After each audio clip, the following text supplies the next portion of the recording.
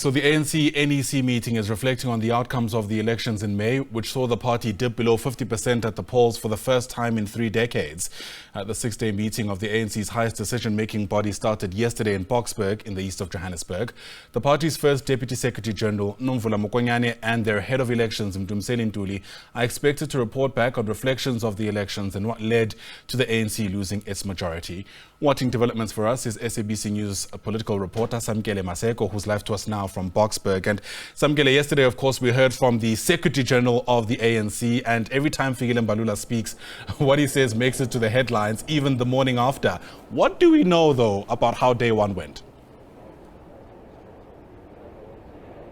What we know at this point in time is that the elections report was tabled by the head of elections yesterday, Mr. Mdumiseni Ntuli. It is going to be deliberated upon this morning. NEC members are now going into the meeting. The meeting has officially begun, but the president of the ANC is yet to arrive. Other officials have arrived. They are discussing this particular elections report. But I'm going to bring in Mr. Zuko Kodlimpi, who is the spokesperson of the ANC. Mr. Kodlimpi, just the essence of what you are discussing now. The elections report was tabled yesterday by your head of elections, Mr. Mdumiseni Ntuli. What does that report entail? Two things. So the president opened the meeting, gave a political overview and account of the political dynamics locally and internationally. And we did receive the elections report from the chairperson of elections, which is the DSG, and the head of elections, which is Comrade Mdumiseni Ntuli. But other reports as well were tabled. So today is going to be about extensive reflections on all the reports or the presentations that were made yesterday. We will tell you, Samkele, at 1 o'clock what the report says after the discussions have been had. So we'll have a press briefing at 1 to give you a broad overview of what the discussions inside are.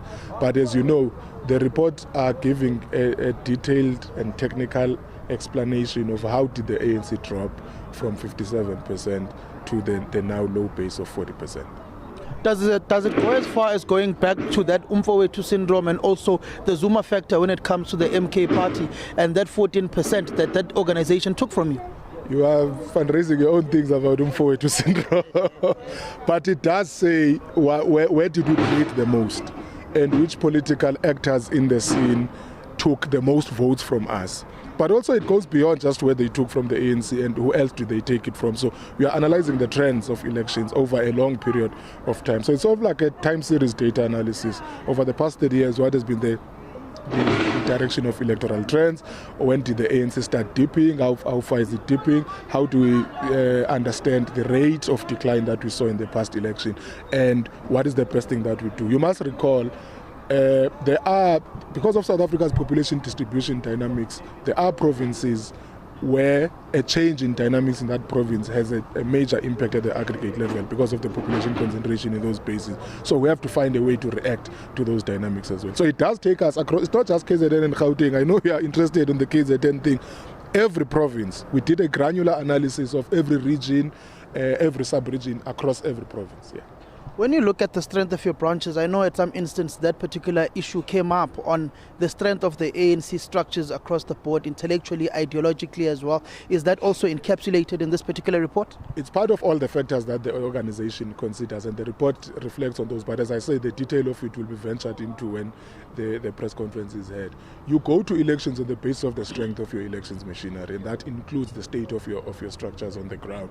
And if there's underperformance, it does tell you that you have to think about whether your machinery on the ground is structured in a manner in which could better deliver an electoral outcome that you desire. So that is part of the substance of what we're discussing. So both the objective political shifts that are playing out in South Africa, but also the subjective weaknesses of the ANC in responding to those changes are part of the issues that are being discussed. What are the political repercussions for those who failed to garner the votes within their respective provinces? You look at a province like Northern Cape that dropped drastically. You look like a province like Mpumalanga that saw the MK eating into their base. You saw KwaZulu-Natal, well, they were basically obliterated. What are the political ramifications for those particular provincial structures? The ANC does not approach its electoral analysis with a witch hunt mentality in mind, Samkele.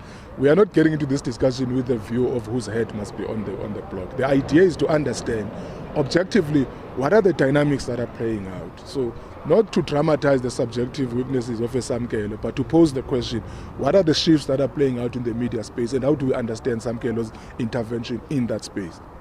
So the discussion is about the most substantive understanding of electoral dynamics and how the ANC's positioning in South Africa politically has got to improve. That precedes any concern about whose head must be anywhere. And there might be no one's head on the block, by the way. So the idea that someone's head is on the block, it's not part of what the meeting is concerned about. Mr. Kotlempo, when you look at Gungundlovu district as an example, second biggest voting bloc in the province of KwaZulu-Natal, the ANC only won 2 wards in the entire district of that entire Gungundlovu, which encompasses Mkambatini, Moempofana, Umshwati, Richmond, Umsunduzi, Mpendle. You go to eThekwini, totally obliterated as well. Yes.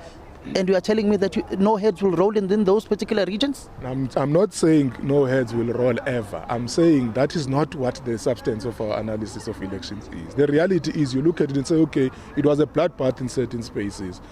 Now, you can't discount that objectively. That also has to do with the bargaining power of the other political force that obliterated you. So to dramatize your subjective weaknesses as though there are no objective trends at play, you will also still not be answering the real question that you should be answering. So as I was saying, the ANC does not start on the point of view of who must fall. It starts on, objectively, what exactly is this thing that we're contending with? How do we better understand it? And how do we recalibrate our structures to better engage with it?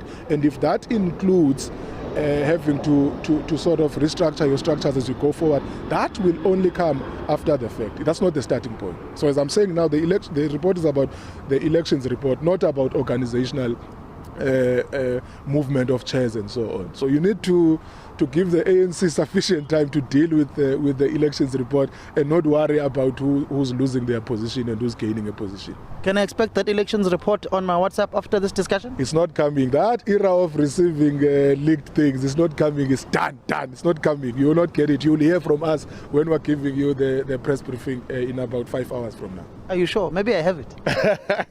Then it means you're a spy. You must be arrested.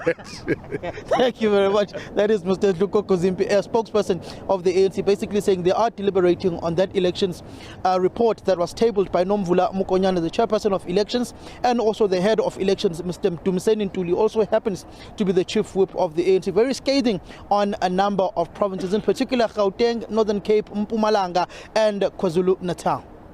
All right, Samkele Maseko, if you do get that WhatsApp, you know where to send it. Samkele Maseko, part of our team, watching the NEC developments in Boksburg. Thanks very much indeed.